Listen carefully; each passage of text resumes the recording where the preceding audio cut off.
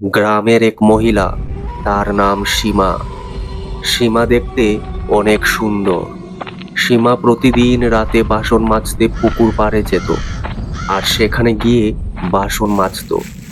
আর এইগুলা প্রতিদিন লুল্লু ভূত গাছের ডালে বসে দেখতো।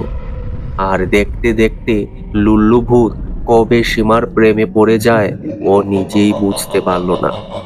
সীমা আসলেই ও গান গেত, সারাদিন সীমার কথা ভাবতো। এইরকম ভাবতে ভাবতে একদিন চিন্তা করলো সীমাকে গিয়ে বলেই দেবে যে ও সীমাকে ভালোবাসে। একদিন তাই হলো। সীমা রাতে বাসন মাজতে পুকুরে এলো। তখন হঠাৎ লুল্লু উড়ে উড়ে সীমার পিছনে এসে দাঁড়িয়ে বলল, সীমা, সীমা, তুমি কি শুনতে পাচ্ছ? সীমা এত রাতে অচেনা কার আওয়াজ ভেবে উত্তর দিল, কে বলছো? কে তুমি এত রাতে আমাকে ডাকছো? তখন লুল্লু বলল, আমি গো আমি, তোমার প্রিয় লুল্লু।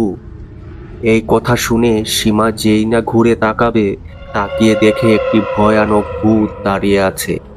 সীমা তখন চিৎকার করে দৌড়তে লাগলো। আর লুল্লু বলল, আমাকে তুমি ভয় পেও না সুন্দরী, আমি তোমাকে ভালোবাসি। কিন্তু সীমা ভয় পেয়ে ওর ঘরে চলে যায়। আর লুল্লু মন খারাপ করে আবার গাছের ডালে উঠে যায়। এটার 2 নম্বর পর্ব দেখতে হলে আমাদেরকে কমেন্ট করে জানান, আর সাবস্ক্রাইব করে আমাদের পাশে থাকবেন।